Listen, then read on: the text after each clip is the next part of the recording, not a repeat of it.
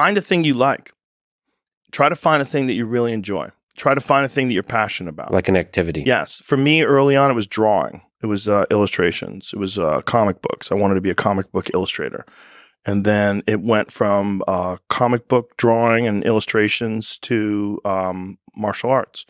So, but it was just another thing that I was very, very passionate about.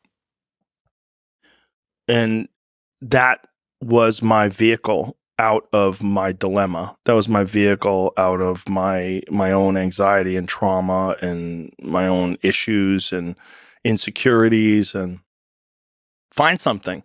Find a thing that you genuinely enjoy, because getting good at things you genuinely enjoy is extremely beneficial for young people, because it lets you know that, like, everybody thinks they're a loser. Every young person thinks they're a loser. At least a young person in the situation I was at. Like, I didn't know I wasn't a loser until I started winning, until I started doing martial arts. Martial arts taught me that, like, I could get better at stuff, that I wasn't really a loser. I just was someone who was, like, in a fucked up situation. But you could channel all that energy that you have as a young person into something and get better at it. And then all of a sudden people admired me. I was like, this is crazy. So I went from being someone who was incredibly insecure and basically a failure to someone who was really successful at this one thing that was very dangerous, that other people were scared of. And that gave me immense confidence, and also a real understanding of the direct correlation between hard work and success. Yeah, and also an understanding that you can't listen to people, because even my parents didn't want me to do martial arts. They didn't want me to fight. They didn't want me to do stand-up. There's, like, you have to understand, like, who you are, and then in the face of other people's either criticism or, you know, lack of faith in your ability to succeed, you push through, and there's great benefit in that. And then you realize that you can kind of apply that to other things in life. You can apply that to critics. You can apply that to social media commentators. You can apply that to a lot of things. I don't think there's a path for that guy that exists at this stage of his life other than that. Do you think he'll be 70 and still screaming? Yes. Okay. 100%. 100%. If David and I are alive, we're both 70. He's gonna call me up and say, "Stay hard, motherfucker." Yeah. Guaranteed. So lean into whatever the fuck you are at this point. Well, if you're enjoying it, but if you're not enjoying it, rethink your life. Try to figure out why you're not enjoying it. You still think it's possible to shift things in your 50s? Yeah. If you're alive, you can get better. No matter what. Yeah, no matter what. If you're alive, you can shift things. I mean, if you're 90 years old and, you know, you have a month to live, you can apologize for the things you think you did wrong, and maybe sort of reconcile and shape relationships that you have with the people that are around you better, so that they feel differently about you after you're gone. Yeah, I always love people in their 70s who are like getting back into dating or something like that. Yeah. I was watching a video about a woman who's in her 60s who just started powerlifting. Nice. Yeah. And same with jiu-jitsu. You see people get into jiu-jitsu. Mm-hmm. Like a white belt that's like 70. Yeah. There's a lot of, if you're alive, you can get better at stuff. And I don't think people are happy if they don't have puzzles and complex tasks and things that are interesting to them, whether it's an art project or whether it's learning something completely new like stand-up comedy. Like, doing things that are difficult is it's as much of a nourishment of the mind as food is a nourishment of the body. I think you need things that are puzzling to you, where you have to find your own human potential in the difficulty of the task and work your way through things. At least for me. For me, I mean, I can only speak for me because I'm the only life that I've ever lived that I'm aware of. And in my life, that has been 100% constant. I am a very happy person, and I have never had a moment where I'm not doing difficult shit. Yeah. Ever. What matters most is how well you walk through the fires. You just keep starting fires for yourself to walk through. Well, they don't necessarily have to be fires, right? Because fires are like kind of out of control. Lukewarm Tasks. surfaces. Give yourself something, an arduous, Yeah. difficult task where you're challenged mentally and challenged physically. One of the great things about being challenged physically is it's also mental.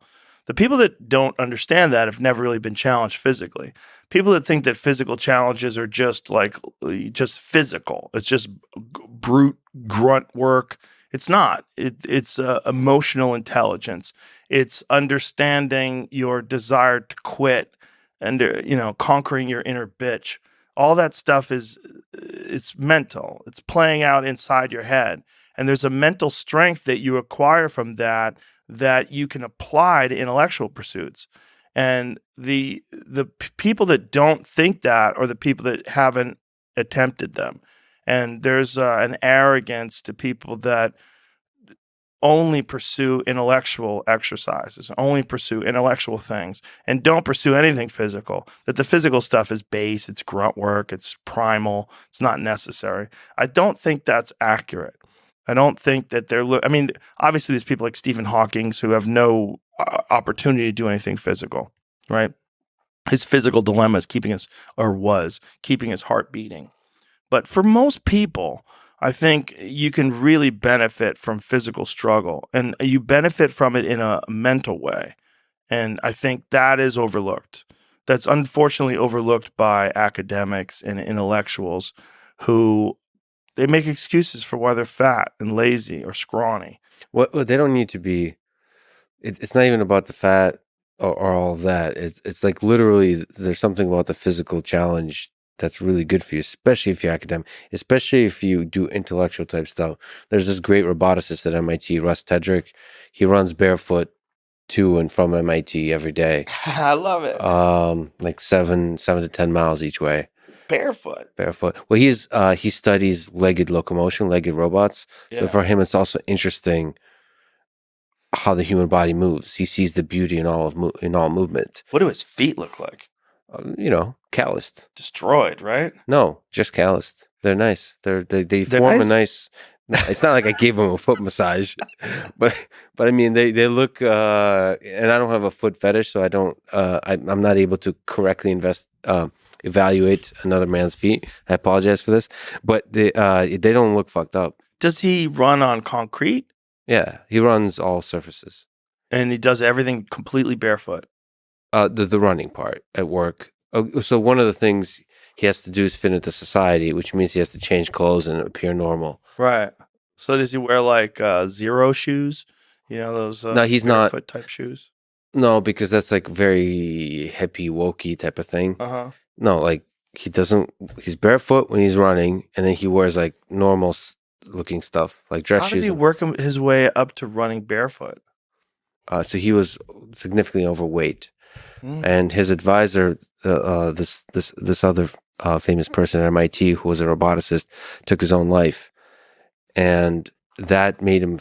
That made Russ face his own mortality.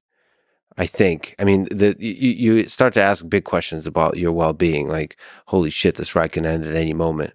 Yeah. And so he started taking his sort of physical well-being seriously. But as a result of that, not did he become like shredded, but he's also discovered the intellectual value, the humbling value of physical exercise. So he's not preachy about it at all. I actually rarely hear him advise it to anyone. He just does it as a almost like meditation or something like that. It's definitely a form of meditation, and you can attest to that, right? You do quite a bit of running. There's a thing about you kind of almost like a mantra gets formed, and you get into it. It's great here in the Austin heat, 100-degree weather. That tests you. You know what I love to do outside? What's that? Pull sleds. That's my thing.